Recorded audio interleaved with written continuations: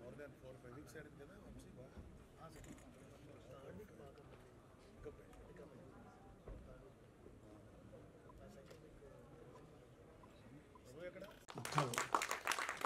అంటే ఇంకా రకంగా చెప్పాలంటే ఒక ఉన్నదానికన్నా చాలా బెటర్గా చూపించాడు. నేను ఎక్స్పెక్ట్ చేస్తాను చాలా బాగుంది. అండ్ ఫోటోగ్రఫీ చెప్పక్కర్లేదు, అద్భుతం. ఎడిటింగ్ బాగుంది. అండ్ మా Vijay fight master first time Vijay మామూలుగా కమర్షియల్ సినిమాలని ఫైట్స్ చాలా చేశాడు, చాలా పేరున్న మాస్టర్ అతను. కానీ ఈ సినిమాలో వీళ్ళందరూ కొట్టుకుంటుంటారు ఇంటర్వెల్ సీన్, అది అంటే మాస్టర్ పీస్. అది ఎక్కడ కూడా సినిమాటిక్గా లేదు. అందుకని విజయ్ నేను చెప్పింది, first time action part direct చేసావు, ఇప్పుడు హీరోలను బట్టి నువ్వు వెళ్ళాలి, బట్ కథను బట్టి వెళ్ళేవచ్చు. చాలా అద్భుతంగా. ఈ సినిమా గురించి ఏం చెప్పాలన్నా నాకు తక్కువే అనిపిస్తుంది, ఎందుకంటే ఇది ఇప్పుడే చూశాను కాబట్టి ఇంకా నాకు ఫ్రెష్గా ఉంది మెమరీ. అవును, పొద్దున లేదా నీయారిక తర్వాత చాలా ప్రాబ్లం ఉంటుంది అమ్మాయితోటి. యాక్చువల్గా నేను 3 అని చెప్పింది, 1 o'clock అయింది, నువ్వు వచ్చే అంది. నీకేమైనా పని ఉంటుందా నాన్న కొంచెం అనేది లేదు, ఇక అన్నీ వదులుకొని నేను కూడా వచ్చాను. సో మొన్న అది ఫస్ట్ ఒక 4 days back first beginning up to గొడవలు పడతారు ఈ ఫ్రెండ్స్. ఇది ఈ రిజర్వేషన్ ముందు అక్కడితో ఆపేసాను, ఈ సినిమా చూడబుద్ధి కాదు. ఎందుకంటే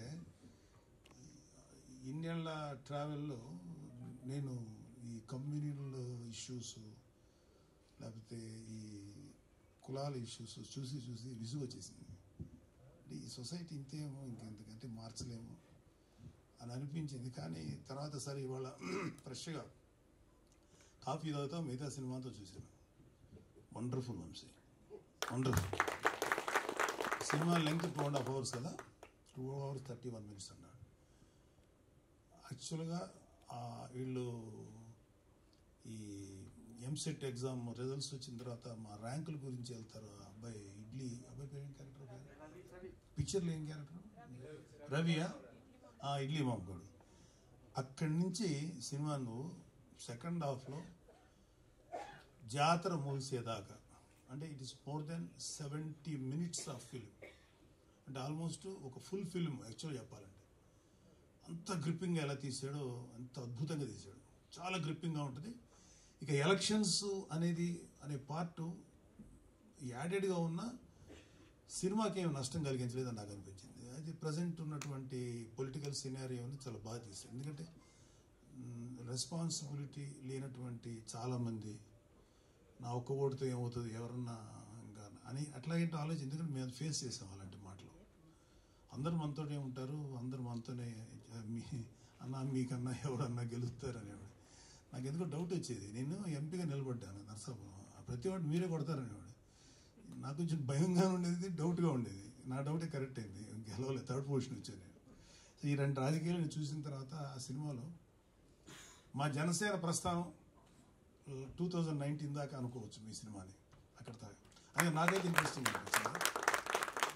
అండ్ ఈ ఇష్యూ జరగకముందు, ఈ ఎంసెట్ ఇష్యూ ముందు నుంచి బిగినింగ్ ఒక 5 minutes క్యారెక్టర్స్ రావటం అదోలాగా, అంటే పెద్దగా నేను అట్రాక్ట్ అవ్వలేదు. అక్కడి నుంచి ఇలా బాల్యాన్ని తీశారు చూడు, అక్కడి నుంచి యంగ్స్టర్స్ అయ్యి యూత్ అయ్యి గొడవ జరగక ముందు వరకు హిలేరియస్గా చేసావు. కామెడీ హిలేరియస్గా ఉంది చాలా. అంటే అక్కడున్న ప్రతి వాళ్ళకి నాస్టాలజిక్, అంటే గతించినటువంటి, అంటే మీకన్నా చాలా 2 generations నేను ఐ థింక్ ఐఎమ్ సీనియర్. 2011లో చూపిస్తారు కదా మీది క్రికెట్ ధోని ఆడటం. అప్పుడు నేను లైఫ్లో భయంకరంగా దెబ్బతిని అప్పుడే ఆ సినిమా చూసి గేమ్ చూశాను. ఒక చిన్న ఏదో తెలియని ఒక సైకలాజికల్ సపోర్ట్, అది అక్కడితో స్టార్ట్ అవుతుంది మీది. నాది అక్కడితో నా కెరీర్ అక్కడితో ఆపేశాను.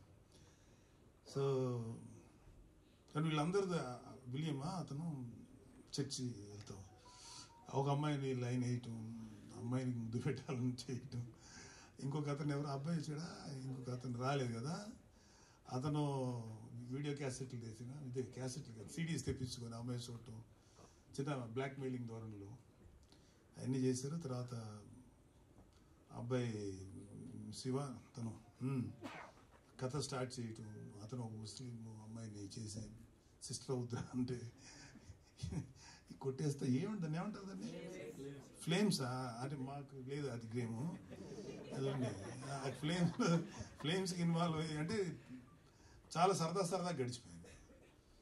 అంటే మేము కూడా కొన్ని చేసుంటాం కదా ఆ ఏజ్లో. మావి కూడా ఒక వన్ వే ట్రాఫిక్ లవ్స్. వాళ్ళు మా ముఖం చూసేవాళ్ళు కాదు, పాడు కాదు. వాళ్ళతో మేము ఇలా మోగ్గా ఆరాధించేవాళ్ళు, పట్టించుకునేవాళ్ళు కాదు. ఇప్పటికీ నాకు అర్థం కాదు, నేనే అంత బ్యాడ్గా ఉండే ముఖ్యం కాదు, రెజుమేనే ఉండేవాడిని. ఆ అమ్మాయిలు ఇష్టపడేవాళ్ళు, వాడిని చూస్తేనేమో ఏంటి వీడు ఇలా అన్నాడు, వీడెందుకు ఈ అమ్మాయితో ఇలాగా లవ్ పడిపోయింది అయితే వాట్ ఎవర్, నాకేం లోపం అని. ఓన్లీ లోపం వల్ల చెప్పే ధైర్యం లేదు, వాడికి ఆ ధైర్యం ఉంది, అక్కడ వర్కౌట్ అయింది.